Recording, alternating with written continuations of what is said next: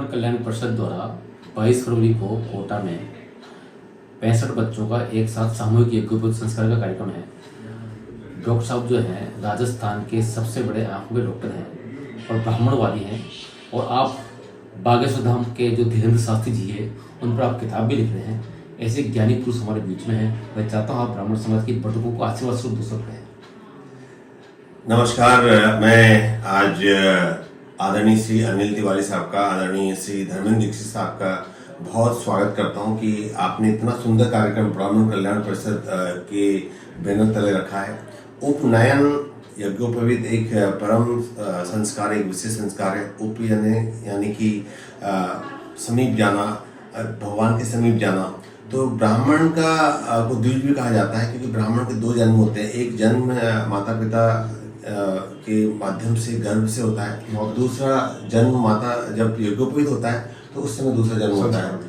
तो ये बहुत ही वैज्ञानिक परंपरा है, जिसके बारे में यज्ञोपवीत हमारे बाएं शोल्डर से दाहिनी तरफ निकलता है और ये हृदय को स्पर्श करते हुए निकलता है। जब हम जाते हैं सोच वाला के लिए तो उसको कान पर लपेटते हैं, वहाँ वेगस नर्व को स्टिमुलेट करता है, जिससे कि हार्ट अटैक की संभावना कम हो जाती है। और ये हमारे मेमोरी केंद्र हिप्पोकैम्पस को भी जागृत करता है। और उसके साथ साथ में सबसे बड़ी बात यह है कि 3 तरह के ऋण बताए गए हैं कि पितृ ऋण, देव ऋण और ऋषि ऋण। तो ये इसके माध्यम से हम तीनों ऋण को चुकाते हैं।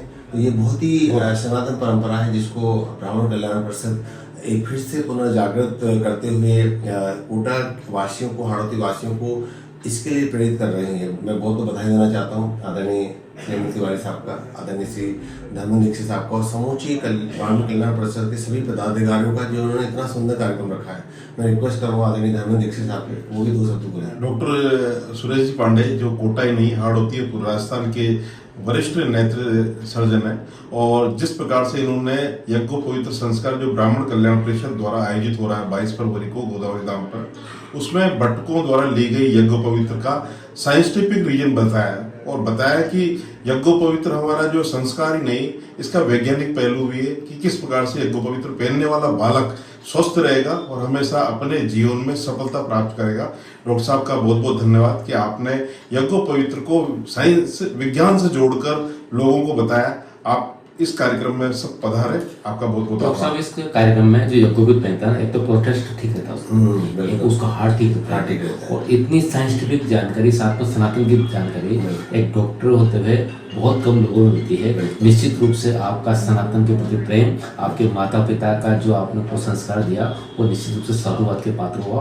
और भगवान बजरंगबली से परशुराम जी से कामना करते हैं कि आपका जो कोई भी पेशेंट यहाँ आए बिल्कुल ठीक हो गया जाए, मतलब आपको देखने मात्र से ठीक हो जाए, ऐसा हमारी कामना है। Thank you so much.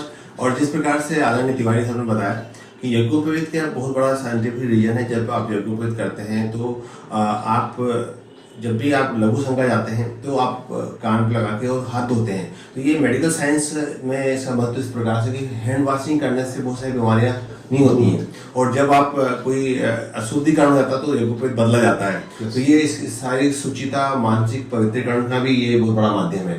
तो ये पुनर्जागरण संस्कृति का, हिंदू सनातन संस्कृति का ब्राह्मण कल्याण परिषद के माध्यम से बहुत बहुत बधाई, बहुत बहुत शुभकामनाएं। और आपने कहा ना द्विज, यानी पहला जीवन और इसको धारण करने के बाद दूसरा जीवन, निश्चित रूप से बहुत अच्छा डॉक्टर साहब, थैंक यू।